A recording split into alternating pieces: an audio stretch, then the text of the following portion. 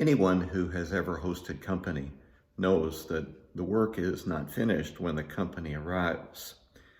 When the company arrives, there might be some last minute things that still need to be done, or there might be more important things that never got finished that just need attention.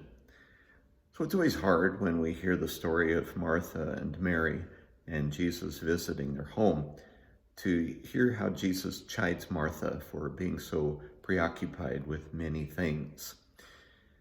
But as I reflected with these words last night, I started to realize that what Martha says to Jesus is really pretty mean.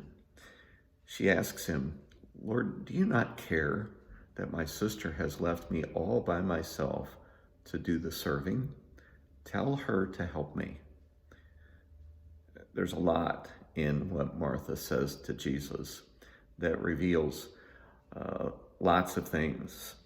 First, I'm sure she wouldn't mean it as it sounds, but Lord, do you not care? Those are some strong words to company and some strong words to Jesus. Of course he cares. And then she's talking to Jesus about Mary and accusing Mary of being neglectful, when Martha could just say, "Mary, could you help me here for just a minute?" So there's a lot, I think, in what Martha says that invites the gentle reprimand from Jesus. But I also have thought, regardless of what Martha says, I think the reprimand still would come.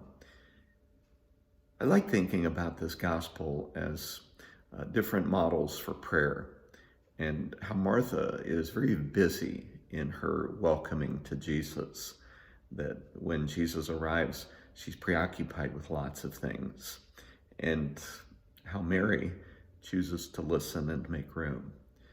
And so I think if it is an example of different models of prayer, Martha's is pretty self-absorbed and preoccupied, concerned about the things that concern her, which isn't a bad way to enter into prayer.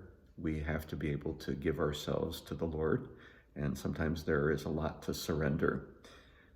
But I think Mary set such a high standard for us in prayer that it's not just about talking, but it's about listening. It's not just about pouring out what concerns us. It's also about listening to what concerns the Lord. It's nice to think that Mary's example of prayer is making a home for Jesus in her heart, and making a home that says, "I want you to be comfortable here. I want you to know that I'm here to listen, and I'm ready to hear and to respond as you call me."